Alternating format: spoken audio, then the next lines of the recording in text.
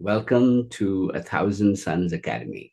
My name is Raja Chowdhury, and I've been a mystical teacher on this path for many years. And I want to invite you to join us at this beautiful place, a mystery school, in the old traditions of the Eleusinian and Tantric schools of India and Greece and all over the world, and Egypt and Isis. But with a new dimension, a new syncretic way of looking at the mysteries.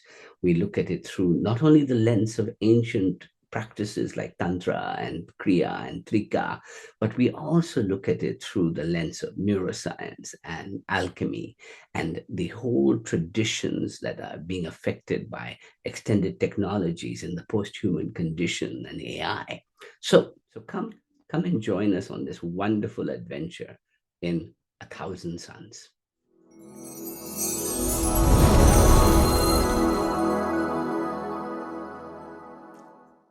Before I was incarnated in some Indian form, I was incarnated in some Egyptian form.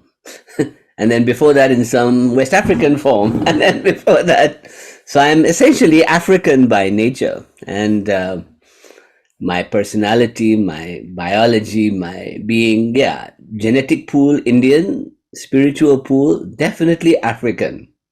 And that's why I was drawn to Kali. That's why I was drawn to the golden Lakshmi. These are very African motifs, very ancient motifs. So today is a very interesting gathering because, as you all know, this path is explorations, right? Esoteric explorations. Esoteric meaning that which is hidden from normal sight. And if I can uncover it, maybe some great mystery will be revealed to me. And then, of course, we all know that the moment you peel away one layer, another one comes up, and then another one. And so you end up esoterically peeling away millions of layers, only to realize at the end of it all, there's absolutely nothing, just pure nothingness.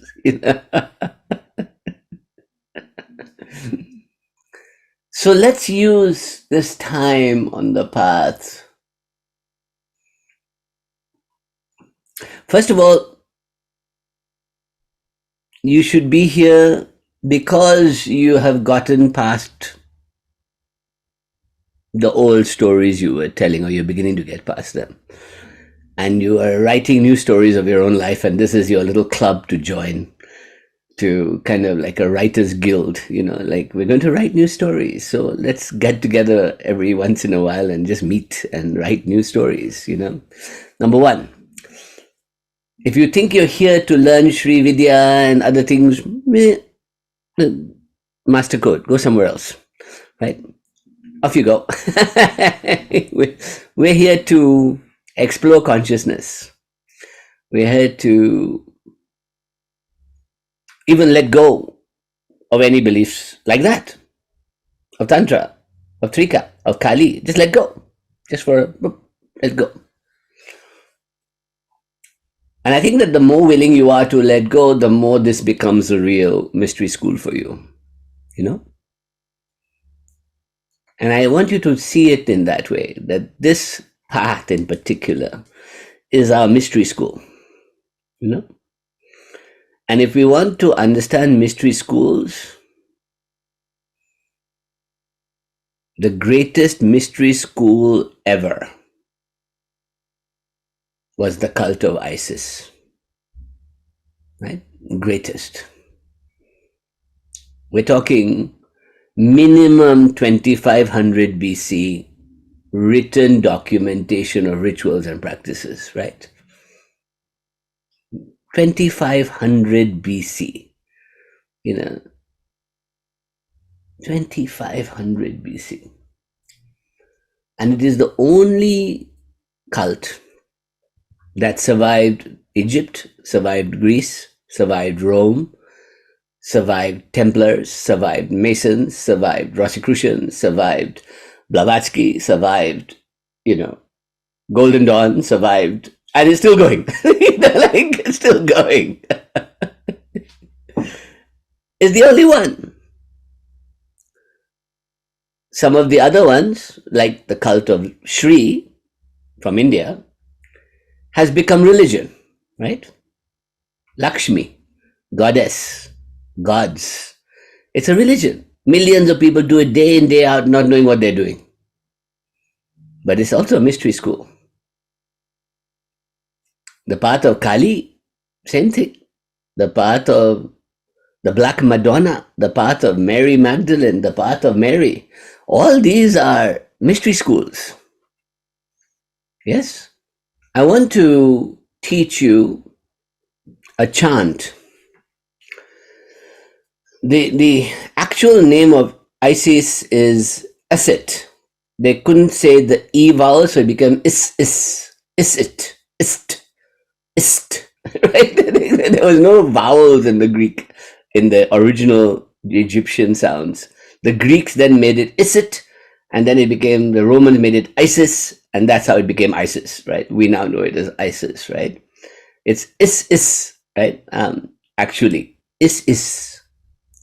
So I want you to do an experiment with me, right? Just like Shri's Bij mantra is Shreem, right? Shreem, Shreem, Shreem is the Bij mantra of the oldest goddess in the Indian tradition, Shri, right? Shri is in the Rig Veda, right? So that's at least 1500 BC, right? So if we take Isis, is, right? The way the Greek mystery schools took it and it became a tradition was to say the sound is, right? But like this.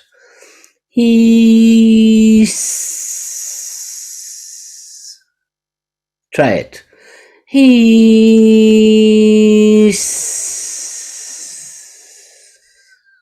So you do a long E. You can even intonate the E. So E.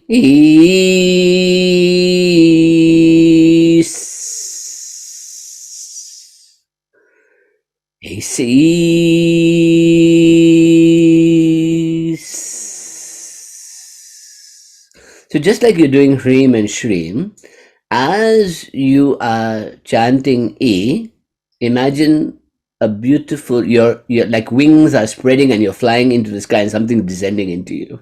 And as you're saying S, you're an Uriah, you're a serpent with wings that's lifting off, right? So the term for Isis was Uriah, which means the snake that could fly, right? Uriah.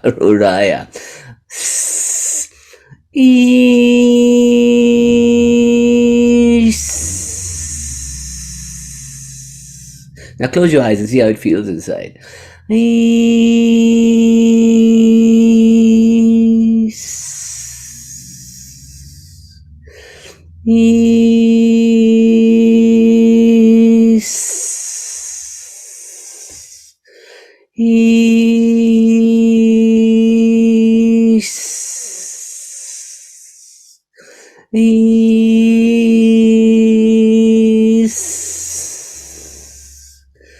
And feel, look at that image of the Ankh, the symbol of the key to immortality, the wings of the Uriah opening, and you're flying in the hands of the mother.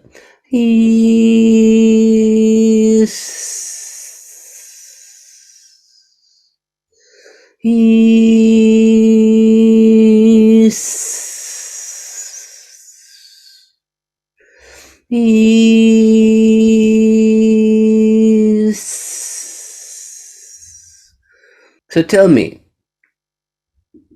where did it hit you?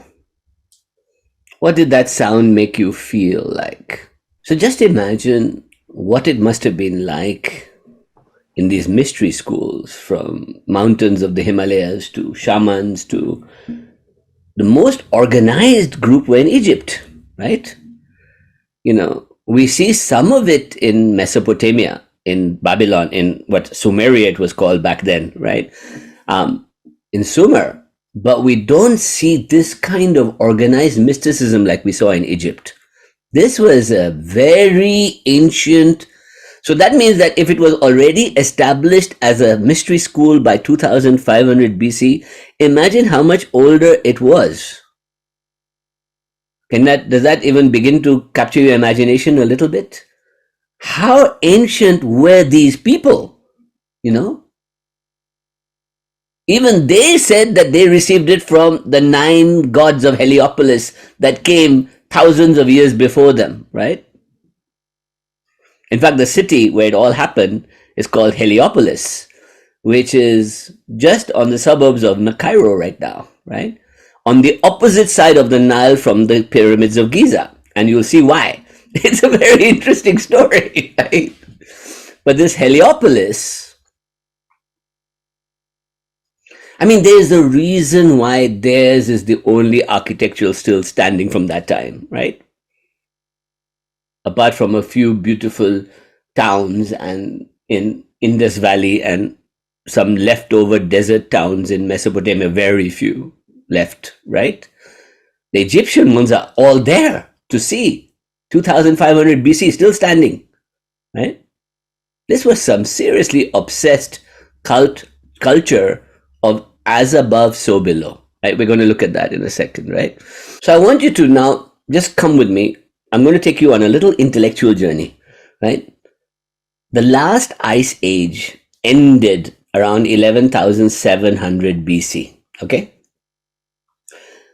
That means that for nearly 100,000 years, more than 100,000 years, the earth was covered in the north by ice and in the south by ice, right? And even if you went down below this 30th meridian, right, you would find it's too cold. And if you went above, it was too cold, right? So everything you think about, North America, Europe, Siberia, China, all were covered in ice. Russia, everything was covered in ice, right? And down below, South Africa, all down below was covered in ice in some way, right? This is geological fact, right? The geological fact. And then around 11,500 BC, due to some things, change of climate, catastrophic events, maybe massive earth changes start occurring, right? And if you look carefully, all the ancient civilizations follow this 30th degree meridian, right? That means why? Because, and if I drew the map all the way to the Toltec into Mexico and all, you'll see we cover Mexico right there, boom, right into Mexico, right there, it goes into Mexico, right? And the Aztecs and things like that. It's why? Because this 5-degree meridian range was where the climate was most suitable at the end of the ice age for agriculture. Ice caps were melting, rivers were flowing. It was the land of milk and honey, right? If you were in any one of these civilizations back then, rivers were flowing. It was lush green. It was the most amazing time to be a human being in that axis, right? And this goes on, right into 1000 BC or up to 1000 BC.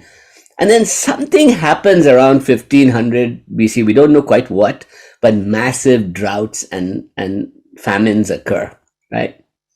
And we get all these stories of the end of the world as we know it, the end of Eden, the end of the great paradises, right? It all happens at this time. And if you look back at the civilization, right, all over the world, you have this amazing relationship with nature, right?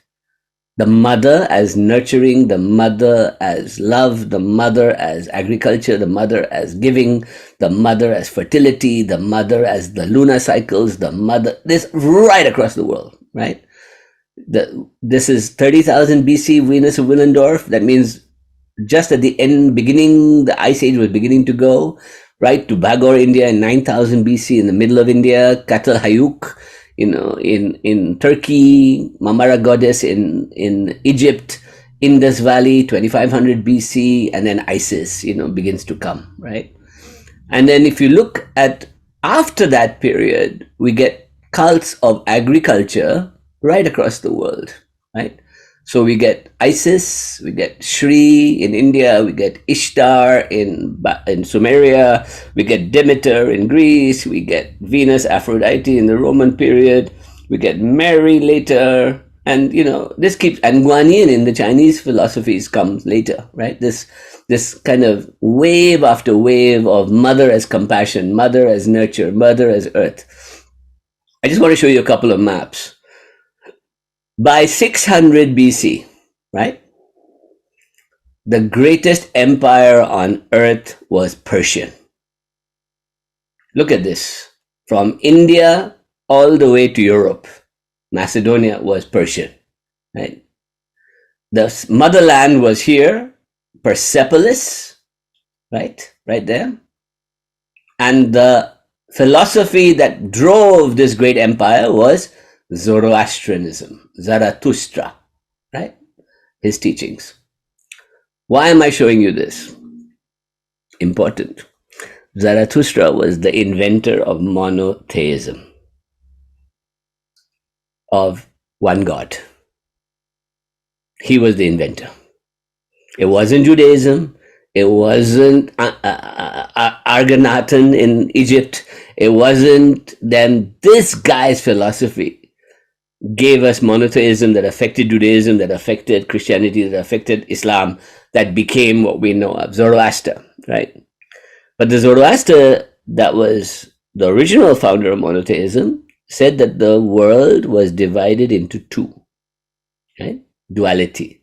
On the one hand was this infinite, omnipresent, omniscient God beyond all form, like Brahman of the Vedas, Vedic. That was Ahura Mazda. Ahura Mazda was the name of the great Zoroastrian being, light being, from which we get Mazda cars in Japan. Mazda. Ahura Mazda. It means light being. It means the ultimate light being. And he was, he had to deal with an equally dark force in the world, right? Alex, what was the dark force called? Yeah, I was just trying to recall it. Ergomenon, no, it was something like that. I'll remember. And this dark force was not some evil, satanic, horned being. No, it was inside us, right? But Zoroastrianism gave us one thing that changed the whole world. One thing. It gave us the moral compass that your participation in the world mattered. God only acted through you, right? And if you did good, good would happen. If you did bad, the darkness would come. And then from that we get Gnosticism, we get Plato, we get all the Greek philosophers, all come out of this philosophy that happens. Quite amazing.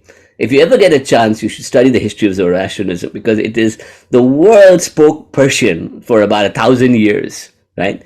If you didn't speak Persian, whether you were in Isfahan or you were in India or you were in Macedonia, you didn't know any civilization. You were uncivilized brute, right? You were uncivilized brute, basically.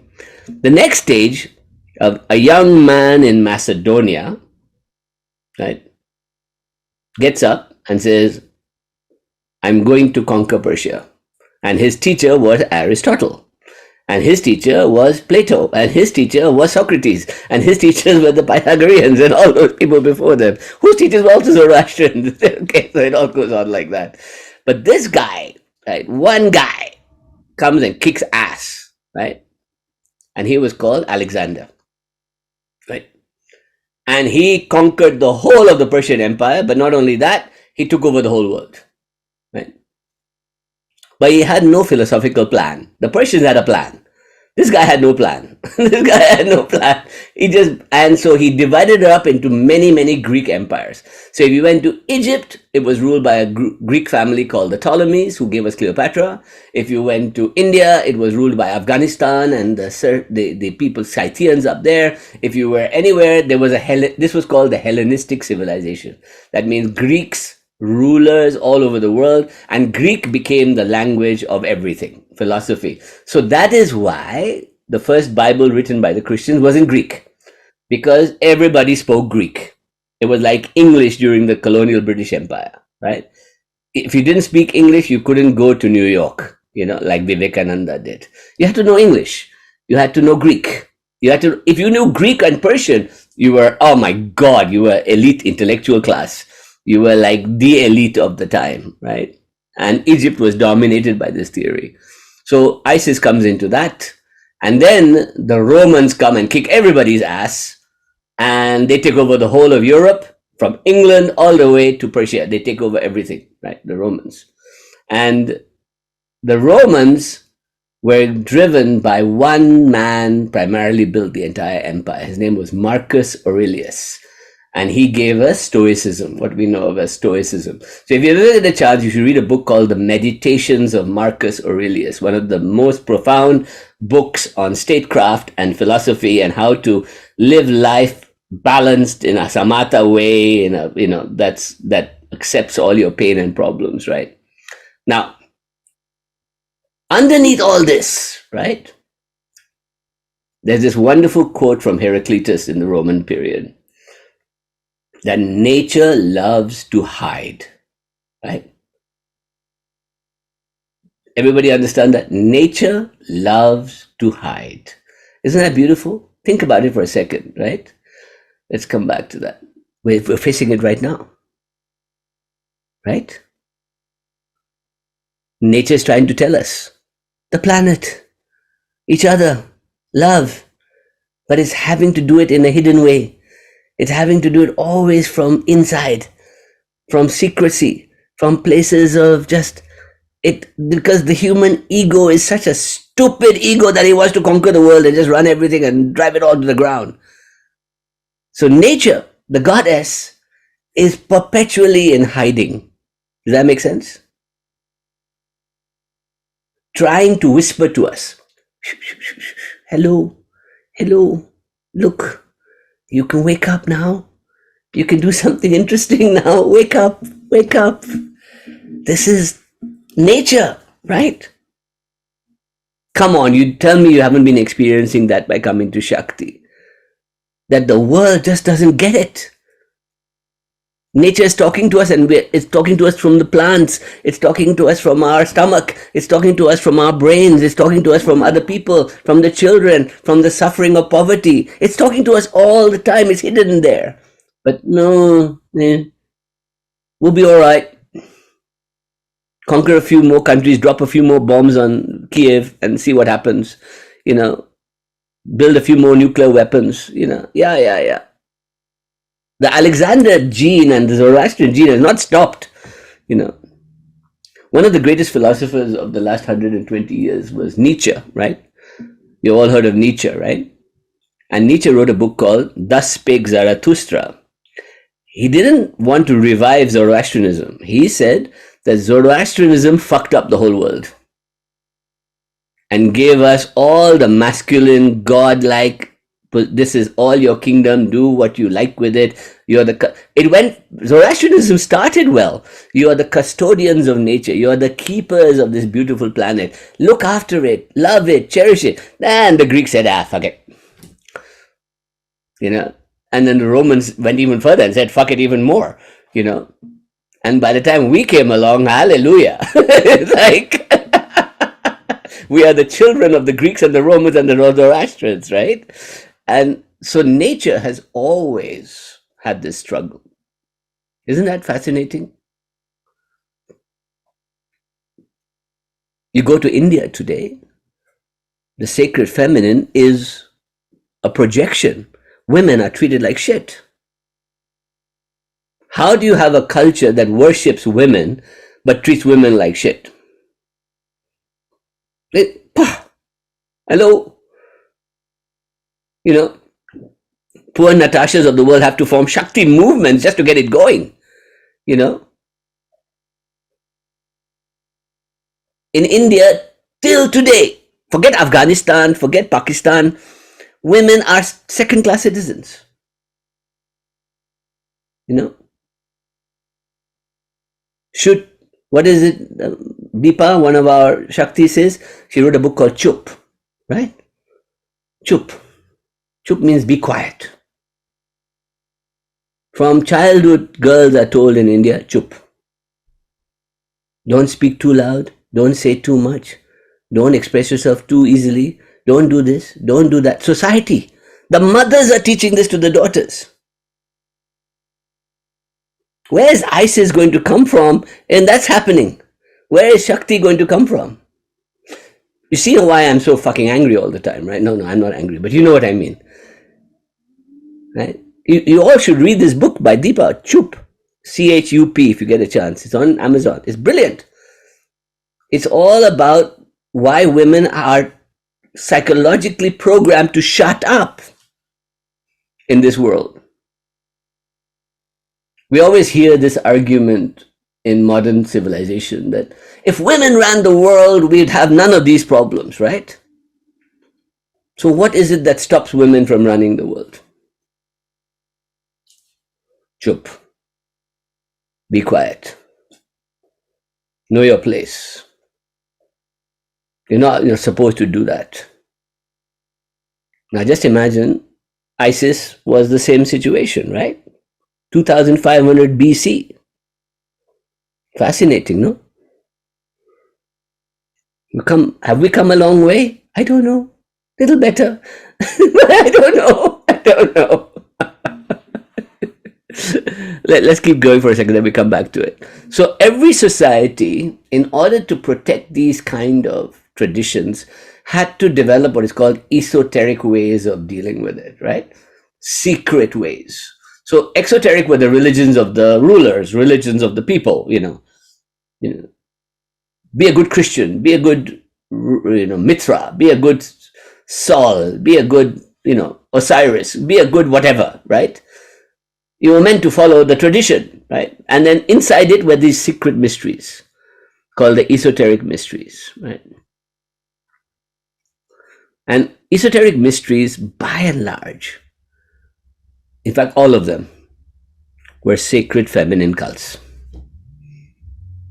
Isn't that mind-blowing? Even Freemasonry is an Isis cult. Rosicrucianism is an Isis cult.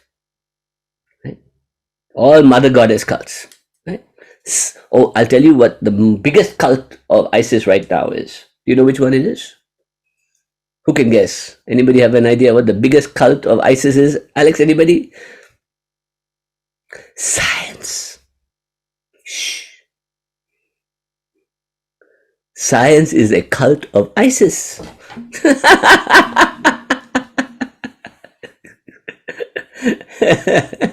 See, she had to do it in secret. She couldn't come out and scream in the world. So she makes science happen, mathematics happen, other things happen. All right, everybody stay with me. Stay with me. So I just wanted to list some of how this was hidden in plain sight, but was hidden, right? Here's a good list. Oh, here we are at the end too. That's the path. There we go. But basically, just imagine Isis, Orpheus, Eleusis, Delphi, Pythagoras, Dionysius, Aphrodite, Mithras, Upanishads, Yoga, Theraveda Buddhism, Tao, Hermeticism, then later on Hermeticism, Gnosticism, Kabbalah, Sufi, mystical Christianity, Tantra, Vajrayana, Hatha Yoga, chant, Zen, then later on humanism, Rosicrucianism, Freemasonry, Golden Dawn. I mean, just think about it. And from India we get Vivekananda, Aurobindo, Jung, and then now we have so many teachers trying to do it again, right? Where are all the women? No women. None of these run by women. They should be run by women. So, if you look at the Egyptian civilization, let's say the equivalent of the Catholic Church, for example, at that time, 2500 BC, you had something called the Ennead, right? Which was the Council of Nine, the hierarchy of nine, right? They were called the nine beings of Heliopolis, right? Isn't that cool? There's a whole Korean science fiction movie set, cartoon series about this. You should watch it if you can. It's bizarre. The nine of Heliopolis.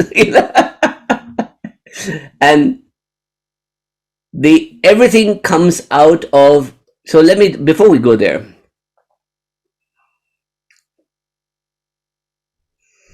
in the ancient times,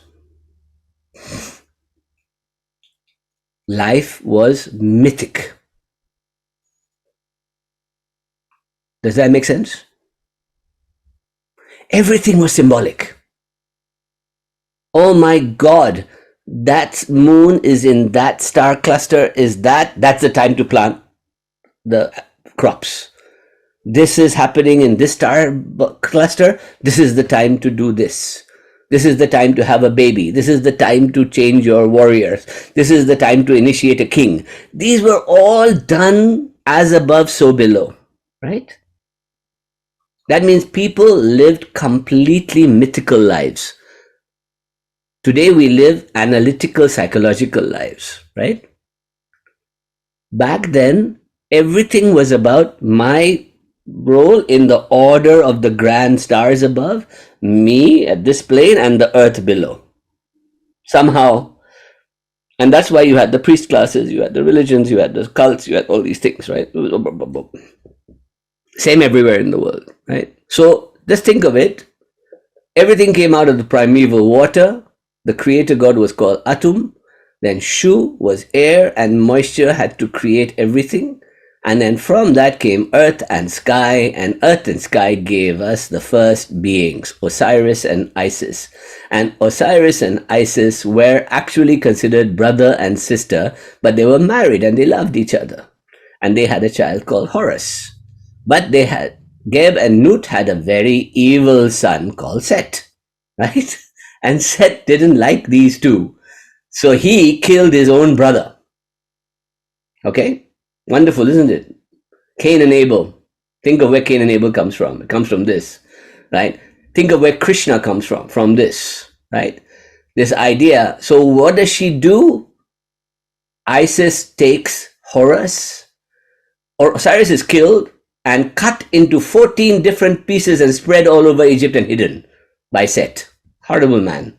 Shakti, cut into 51 pieces all over India. Get it? All right. 14 sacred locations. Isis takes Horus and runs away, right? Into hiding. All right. So I want to share with you a little movie about that. So this is the quote from Heliopolis, but you can read that later on your own. So just before I go to the little movie about Isis, Heliopolis is on, this is Cairo. Heliopolis is on one side, and the pyramids of Giza are directly opposite, right? On the other side. And by the way, they tried to build 3 other pyramid structures in the same way in 3 locations because of different periods of which Sirius and Orion's belt were in conjunction in some way in the night sky, right? So the Egyptians were obsessed with Sirius, the pole star, the dog star, and with Orion's belt. So if you look at this architecture, Heliopolis is Sirius, and the 3 pyramids of Giza are Orion's belt. They're actually almost identical cluster. It's a mirror. So as above, so below, as below, so above. So as Alex would explain to you, today that's a cosmological structure or a psychological structure. Back then it was real. They really believed that if they could build heaven on earth, then everything would have perfect order. The Nile would always flow correctly. The plants would always grow correctly. People would live a civilized life. And in a way, they were partially right that Egyptian civilization lasts for nearly 1500 years before there was chaos. That's one of the longest running civilizations ever in the history of mankind, right? That's long. The American civilization is, what is it, 1777. How many years now? And we're already trying to destroy it. So we haven't even been doing the American one for 200 years or the Age of Enlightenment for 400 years or any of that. They managed to do the Egyptian one and the next biggest one was the Persian civilization, which was 1,000 years, right? The Greeks were only a few hundred years. They were not very good at it, right? And then the Romans, also another few hundred years. They also got killed by the Mongols, right? And then they got destroyed by Islam. Islam came. Islam, one of the longest running ones, right? Islam, the Islamic civilization, right? So just think about it. So the story goes that everything was perfect in the world. There was Osiris, there was Isis, and there's their son, the hawk, Horus, right?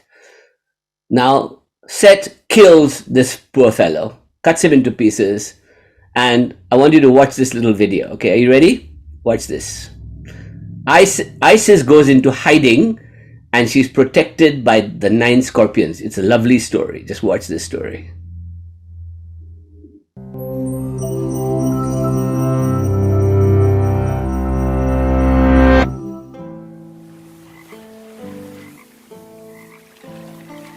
A woman in rags emerged from the swamp, flanked by 7 giant scorpions. Carrying a baby, she headed for the nearest village to beg for food. She approached a magnificent mansion, but the mistress of the house took one look at her grimy clothes and unusual companions and slammed the door in her face. So she continued down the road until she came to a cottage. The woman there took pity on the stranger and offered her what she could, a simple meal and a bed of straw. Her guest was no ordinary beggar. She was Isis, the most powerful goddess in Egypt. Isis was in hiding from her brother Set, who murdered her husband and wanted to murder her infant son, Horus. Set was also a powerful god, and he was looking for them. So to keep her cover, Isis had to be very discreet. She couldn't risk using her powers. But she was not without aid. Serket, goddess of venomous creatures, had sent 7 of her fiercest servants to guard Isis and her son. As Isis and Horus settled into their humble accommodation, the scorpions fumed at how the wealthy woman had offended their divine mistress. They all combined their venom and gave it to one of the 7, Tefen. In the dead of the night, Tefen crept over to the mansion. As he crawled under the door, he saw the owner's young son sleeping peacefully and gave him a mighty sting. Isis and her hostess were soon awakened by loud wailing. As they peered out of the doorway of the cottage, they saw a mother running through the street, weeping as she cradled her son. When Isis recognized the woman who had turned her away, she understood what her scorpions had done. Isis took the boy in her arms and began to recite a powerful spell. O poison of Tefen, come out of him and fall upon the ground. Poison of Befen, advance not, penetrate no farther, come out of him and fall upon the ground. For I am Isis, the great enchantress, the speaker of spells. Fall down, O poison of Mestet. Hasten not, poison of Mestetef. Rise not, poison of Petet and Titet. Approach not, poison of Martet. With each name she invoked, that scorpion's poison was neutralized. The child stirred, and his mother wept with gratitude and lamented her earlier callousness, offering all her wealth to Isis in repentance. The woman who had taken Isis in watched in awe. She had had no idea who she'd brought under her roof. And from that day on, the people learned to make a poultice to treat scorpion bites, speaking magical incantations just as the goddess had. Disguise plays a significant role in many ancient myths. Why is everyone being so sneaky? Here are 2 more hand-wringing classics. Now, Why I wanted you to see that? Because we have this story over and over and over again around the world after this time. It's the same story of Moses. It's the same story of Krishna. It's the same story of that. Why? That in order to protect the secret knowledge from the ignorance of mankind, the mother has to hide her secret. Isn't that powerful idea? If you took the teachings that we've even discussed here and you went out into a church or into a synagogue or into groups, you would be heretical even today. Would you agree? Your family wouldn't understand you. How many of you feel your family you can't even talk to your family about this stuff? Forget your friends and your buddies. You can't talk to your own people about it, right? And what was the secret knowledge that she was protecting? She was protecting the knowledge that every single one of us is divine. That every single one of us can directly connect to the divine source. And just by being initiated into this idea through her, the mother, you connect to the source. And you perfect harmony with nature, with each other, with your life, with everything. What a beautiful secret, right? You would imagine that everybody in the world would want to embrace it, wouldn't you? But no. So, if you look at the history of mystical schools, I'll tell you a little story about Gnostics and Tantrics, right? Gnostics, when the first Christian churches started,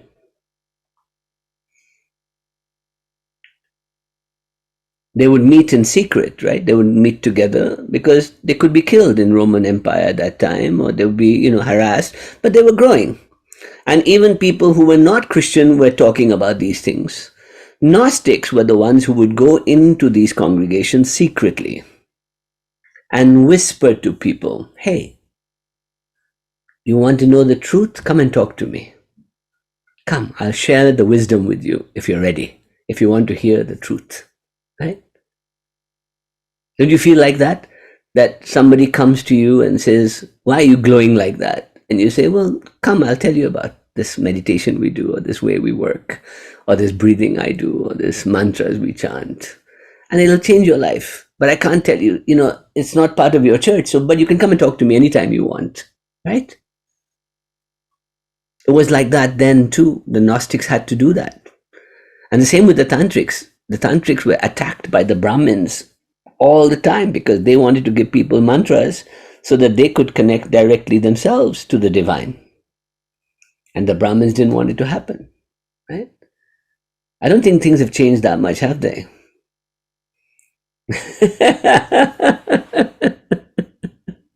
Let me show you some more stuff about it. So the picture is always of Isis holding the baby Horus, right? And it becomes Mother Mary and Jesus.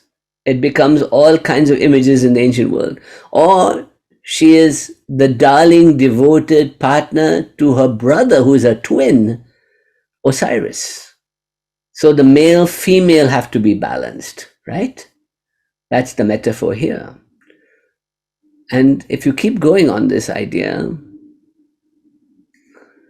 this is a picture from at least 1500 BC, right? And we see this 1,000, 2,000 years later in the pictures of Kali and Sri Vidya and Lalita Tripura Sundari, of the lying dead Osiris with an erection being brought back to life by, she went all around Egypt picking up all the 14 pieces, brought them all together, put them back together. So Mother Nature always puts back everything together, right? Mother Nature brings everything back together.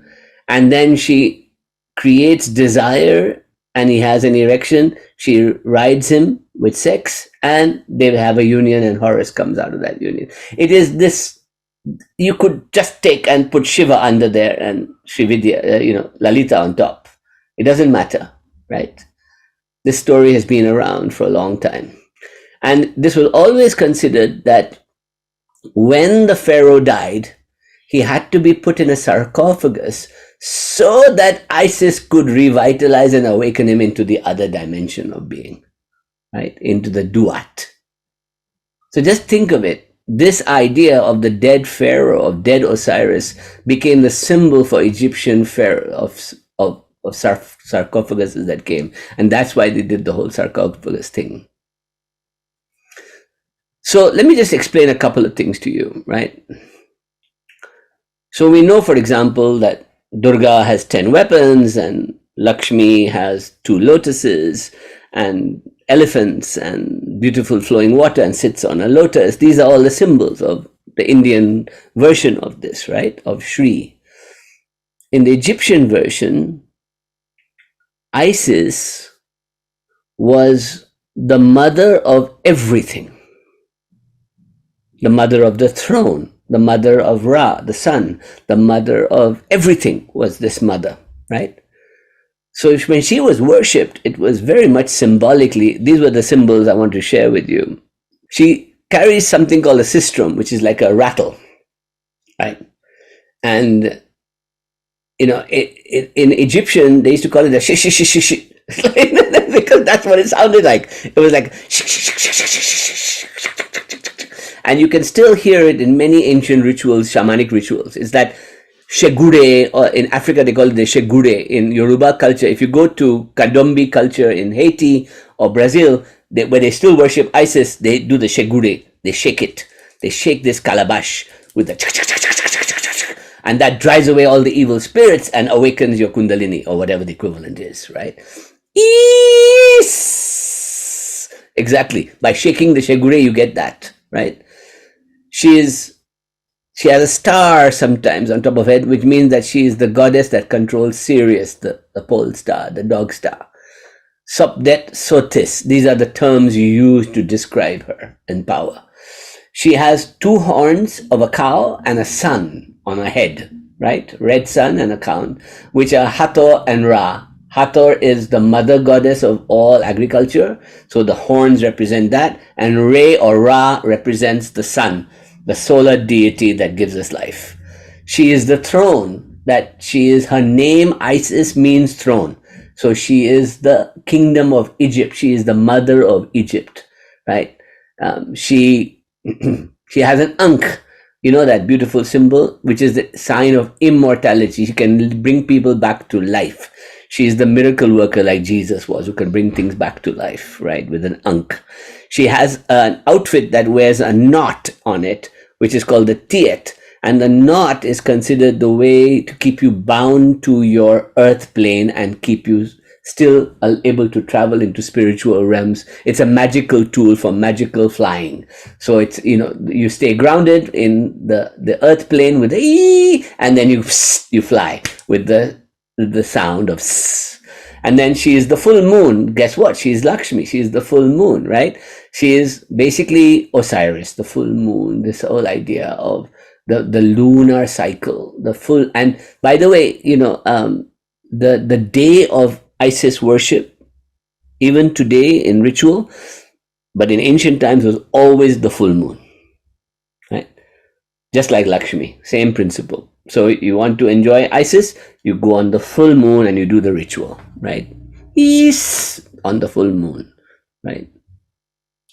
She is the Uraeus, the flying serpent, the winged serpent, the dragon. She can fly and take you to the other side. And she is the symbol of rebirth. So this is the oldest symbol of Isis in Egypt. It's a beautiful symbol, right? The wings of rebirth. The most sacred place to Isis was called Philae, right?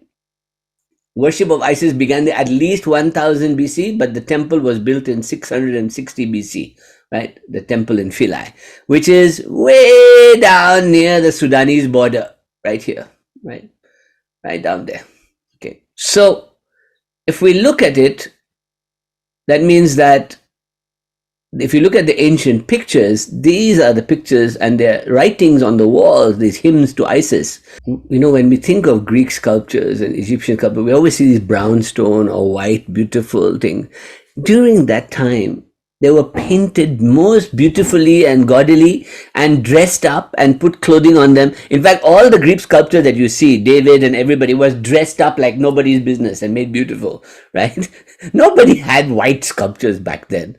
Everybody looked at it and said, what? If they saw what we do to it now and look at white sculptures and think how beautiful they are, they're not. They were meant to be colored and extravagant and alive and beautiful, right? This is very important to remember. Now, the other thing is that she was Nubian.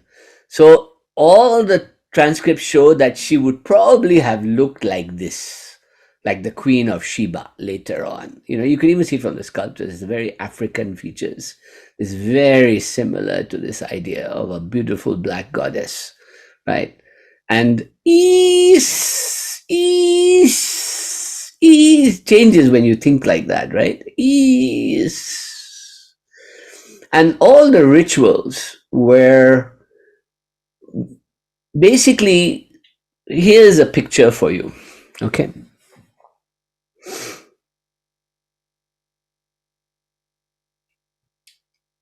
You had to be born again. You had to become Osiris for her to put you back together, awaken your linga, create Horus, and bring you back to life. And then you go and live in the underworld where you bring the world all the agriculture you can, right? So the teaching was, and boy did they copy it later, that you would come and you would go through a death ritual of drowning in water of some kind, right? Then you'd be brought out of the water and you'd be brought into a chamber, a secret chamber where you would be clothed and decked, and then you'd be given these secret sounds that you would have to make. And while you were being prepared, they would shake all these rattles and you'd go through this whole ritual. This was all written on the walls of the thing, right? And you'd go through this and you would come out and you'd be reborn, right? And then they would sing hymns and march, and on the full moon you'd come and dance with everybody. And it was a very public spectacle. It wasn't a secret occult mystery school. It was public. People loved it. It was part of mainstream Egyptian cool culture. Everybody did it. Everybody would participate on the full moon, on somebody going through the ritual and doing it, right? It was beautiful. And this was written on the walls of the Philae later. There are many, many verses. If you ever want to have a root, just go do a Google search for Philae, hymns to Isis, and you'll see hundreds of beautiful verses. Awake, awake, awake. Awake in peace, Lady of Peace. Rise thou in peace, rise thou in beauty. Goddess of life, beautiful in heaven. Heaven is in peace, earth is in peace. O Goddess, daughter of Nut, the sky, daughter of Geb, the earth, beloved of Osiris, the brother husband, mother of Horus, the son, Goddess rich in names, all praise to you, all praise to you. I adore you, Lady Isis.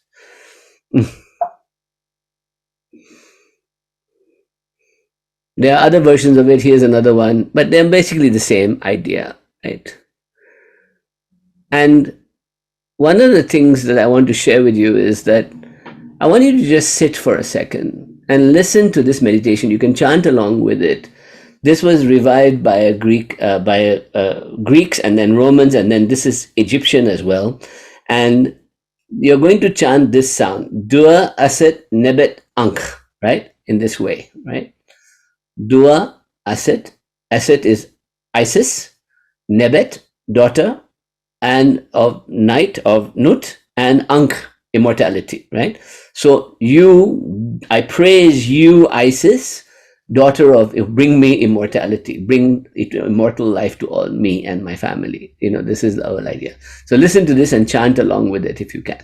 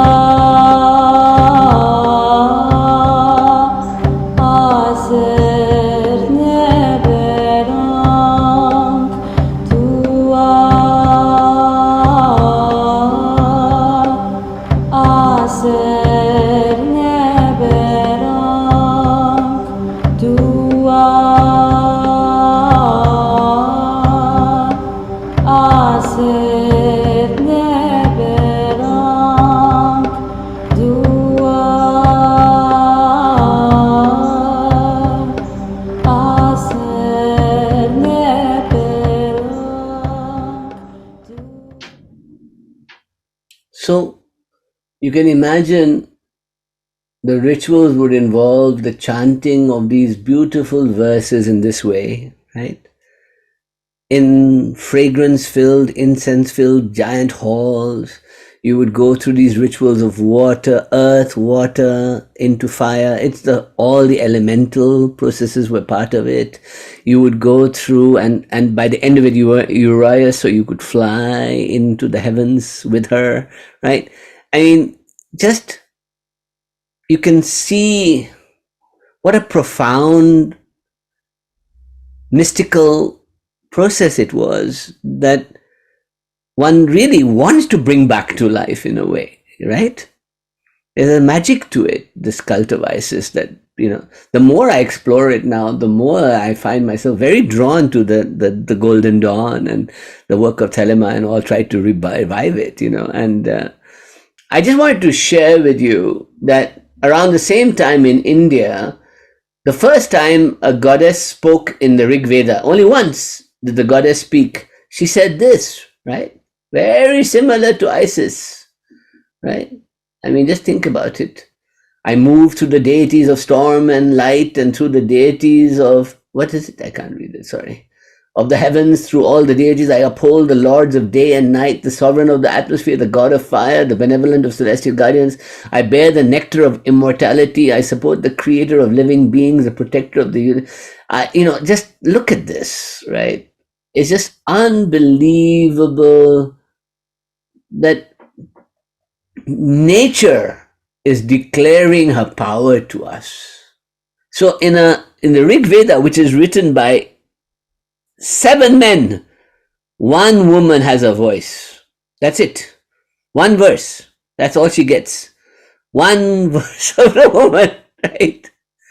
So this idea of this nature declaring itself and saying, look, I'm here. Worship me. Do not be ignorant of me. Listen to me, right? It's beautiful. It's very powerful, right? So by the time it left, it goes to Greece first. Delos Island, there's a beautiful old temple to it. And she becomes much more Romanized, she becomes much more, Greek goddess type thing. And then in Pompeii was the largest Isis temple in the 1st century that got destroyed by the volcano, right? And then something very strange happens, right? When early Christianity comes into being, a group within the Christians are called the Gnostics. And Alex has talked about a little bit about them, and we'll talk again about them. But the Gnostics had developed a different cosmology from the Judaic and Christian one that was much more kind of an integration of Isis and Zoroastrianism all mixed together in a heady way, right? And they practiced magic. They saw the world as light and dark, that wisdom was a goddess called Sophia, and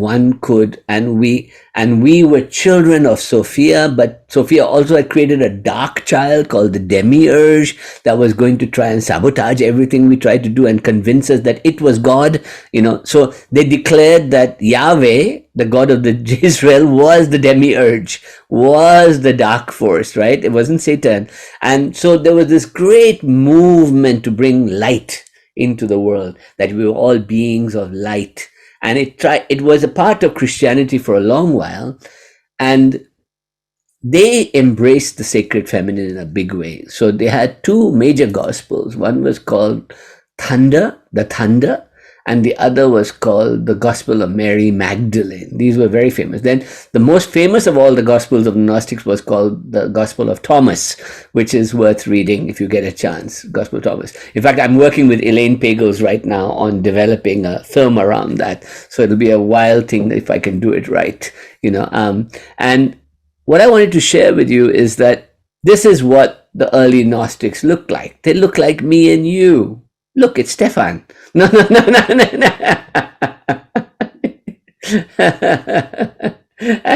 But they were ordinary people who were having these mystical thoughts and experiences. And they wrote this beautiful poem called Thunder, right? Which is almost exactly like the gospel, the hymns to Isis, right? They copied the hymns to Isis, but they integrated Gnostic thoughts into it, right? And that's how the Isis continued into the Christian tradition and became Mary and other things later. And so the symbol for the Gnostics was that Sophia was a form of Isis, also integrating a form of Babylonian Ishtar, right? This is a picture of Ishtar with the wings open, right? And there were also what became known as Sophia, the idea of the wisdom goddess, the goddess of wisdom, right? And then later on it became Lilith. When God created the first two humans, out of him came an androgynous being that called Adam Kadmon that got split into two, and that was called Adam, and his other half was called Lilith, and they were equal, male and female.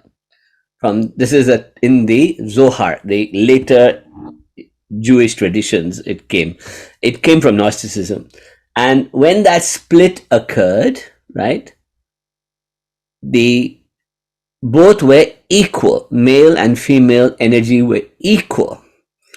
But the male, Adam, said, no, I cannot be equal to her. I have to have my own power. I have to be the one who decides what to do in this world, right? So the Lilith, this beautiful goddess, was told to leave.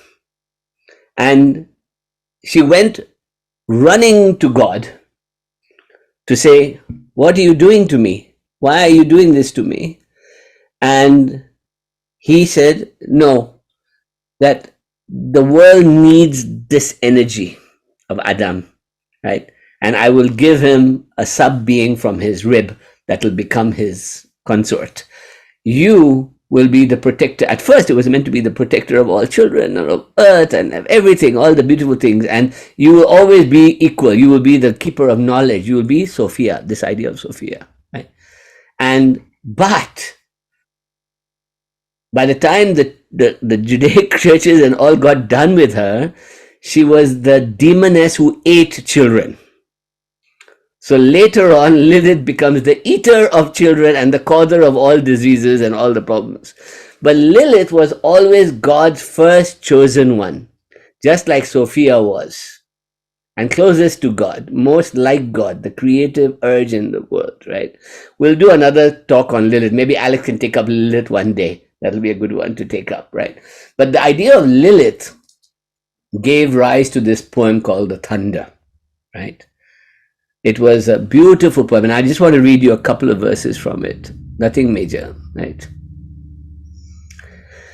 I was sent forth from the power, and I have come to those who reflect upon me, and I have been found among those who seek after me. Look upon me, you who reflect upon me, and you hearers hear me.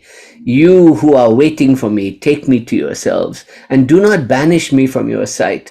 Do not make your voice hate me, nor your hearing. Do not be ignorant of me anywhere or anytime. Be on your guard. Do not be ignorant of me. Nature talking, right? Wow. I am the honored and the scorned. By the way, Alex, this refers to Leo, right? I am the harlot and the holy one, Virgo, right? I am the wife and the virgin. I am the mother and the daughter. I am the members of my mother. I am the barren one and the one with many children, Cancer. There we go.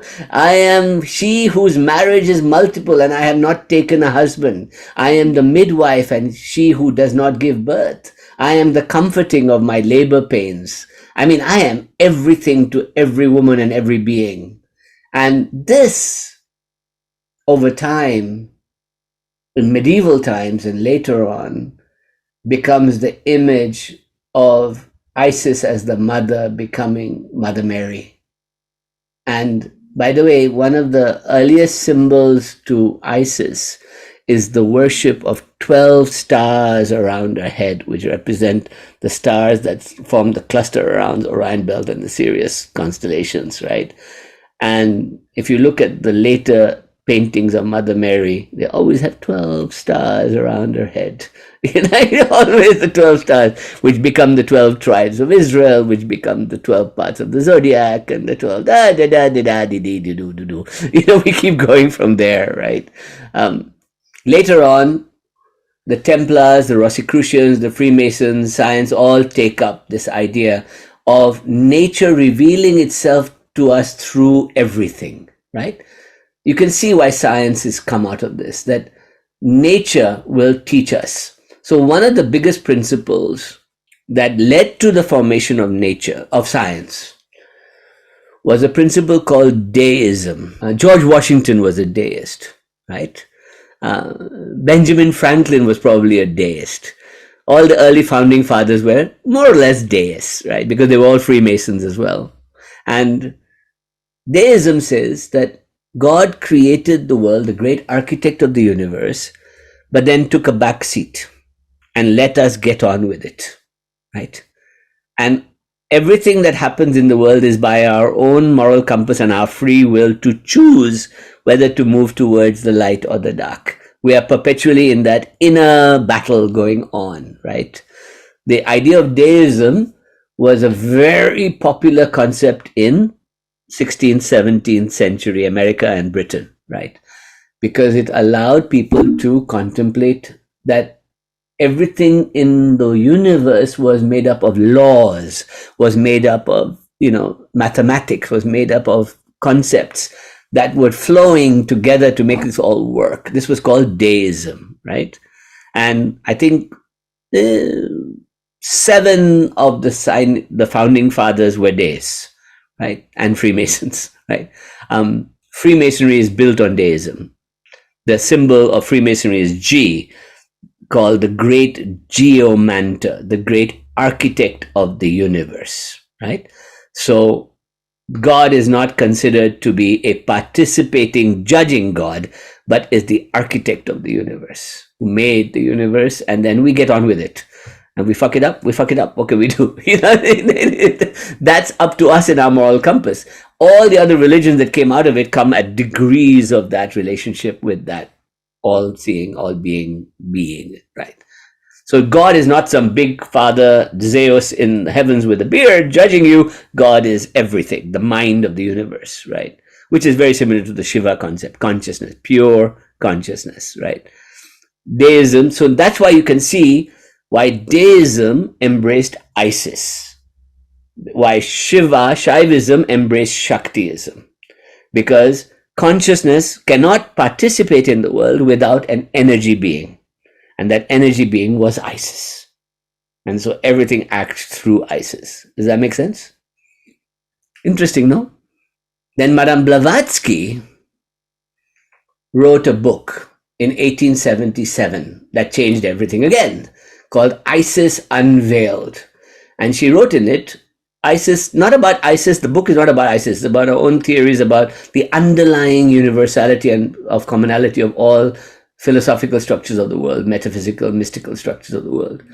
Isis is the personification of nature, the mother of all, the queen of heaven, the goddess of truth, and the revealer of mysteries, the protectress, the weak, the avenger of wrongs. So she really based everything on Isis. And that led to, in 1888, a secret society was opened in Britain called the Golden Dawn. Aleister Crowley was its greatest member. They dress up as Isis. They would do all kinds of occult things. There you are, Sela, the two pillars. There they are, the two pillars, the symbol of the cross of David being male and female intersecting. All the symbols we know in Shiva and Shakti, all here too. And they wrote a wonderful book. Alex, you must buy this. The Portable Complete Golden Dawn System of Magic.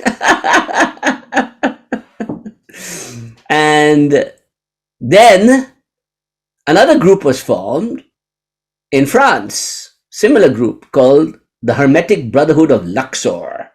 And its founder was a man called Max Theon and his wife Alma Theon. They moved to Algeria and formed a beautiful cult there, and they would practice all kinds of magic there. And their student was, tada, Mira Alfaza, the mother of Sri Aurobindo, right? And she learnt Isis magic while in Algeria with them. And then she comes to India and she works with Aurobindo, and she says that Isis and Lakshmi are the same. And she gave a speech in 1956, and she said, Isis is the same as Lakshmi, the divine mother who brings abundance and prosperity to all. She is the one who can help us to fulfill our desires and achieve our goals, right? So East and West finally met, ta-da, in the mother. And she said two more things. Isis is the mother divine who gives birth to all things and sustains them. She is the source of all love, da-da-da-da-da. And Isis is a symbol of divine mother who embodies all that is good and beautiful in the universe. So she is referred to it quite often. And one of the lesser things known is that there was a very brave effort to develop a mantra that integrated Lakshmi and Isis.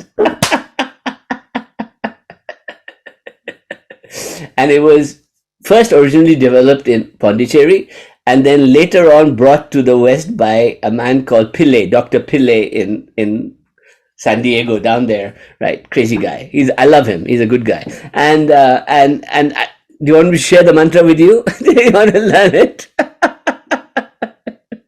Okay. Here we go.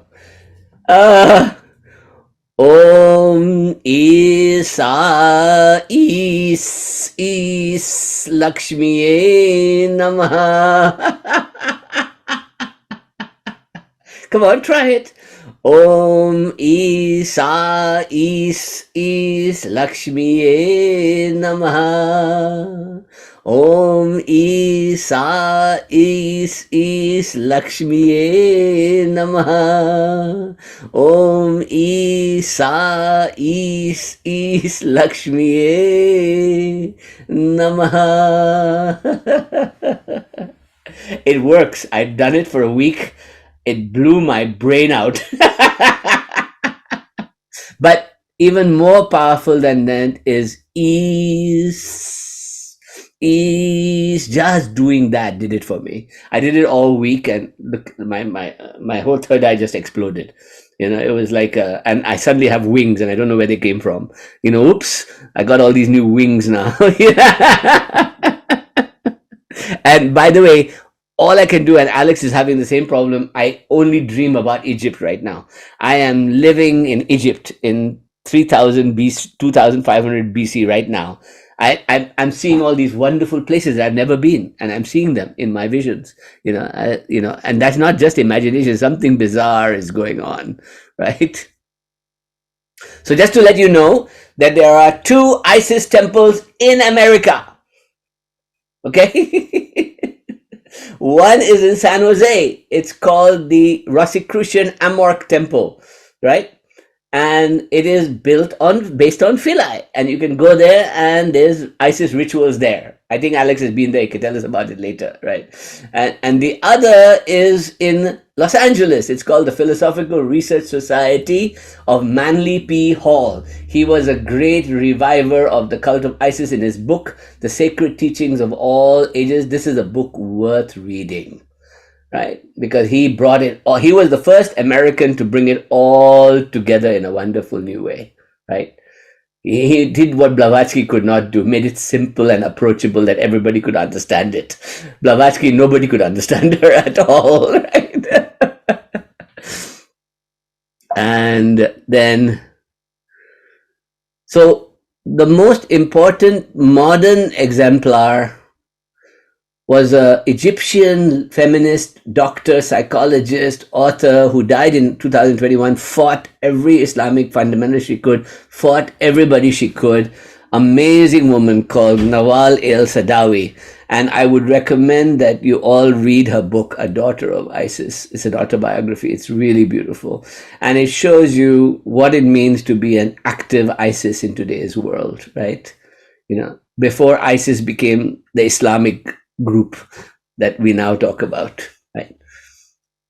Talk about co-opting the name badly. You know, what has the sacred feminine got to do with these folks? I don't know, right? And she wrote a beautiful thing. She said, the important thing is how to live until you die, right? How do I live well?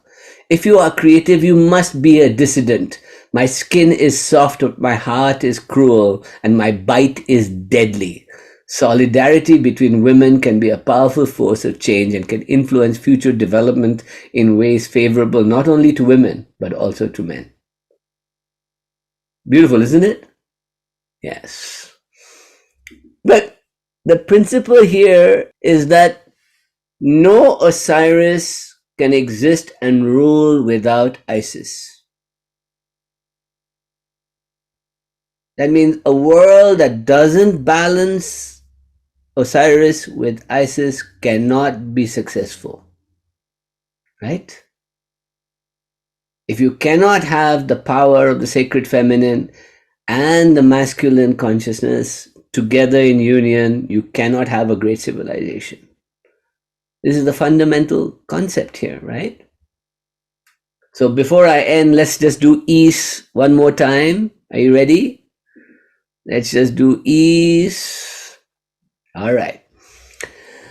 Is.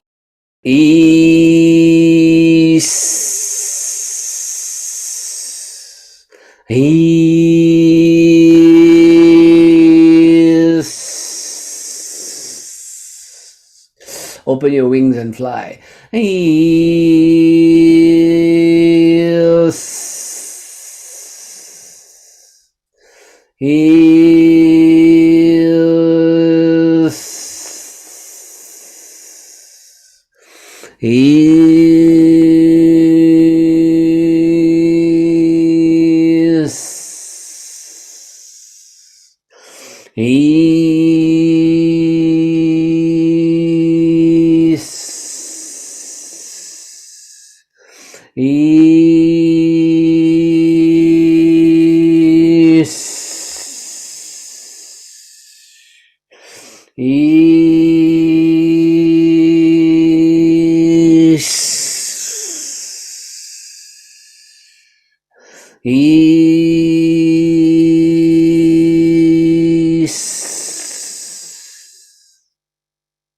Now sit and just experience the full awakening of your spinal cord.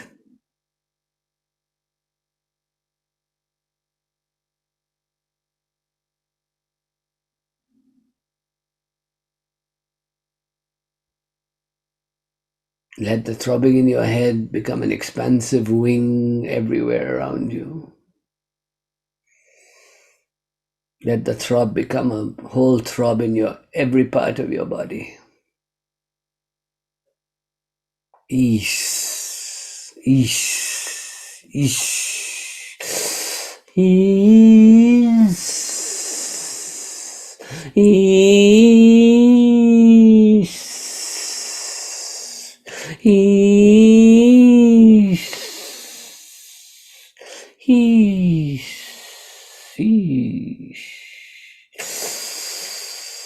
Ease, ease, ease.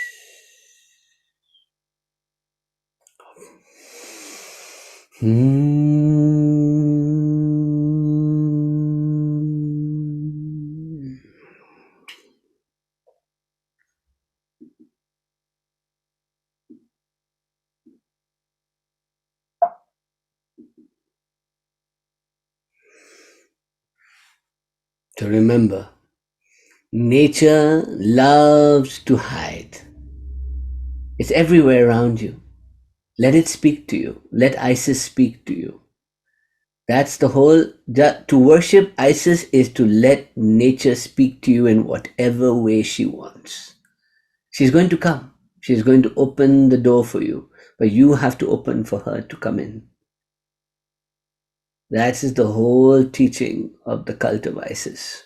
And then magic, just like we do magic with Lakshmi, same magic happens here, even more in such powerful ways, I can't tell you, All right. Thank you. Good class, no?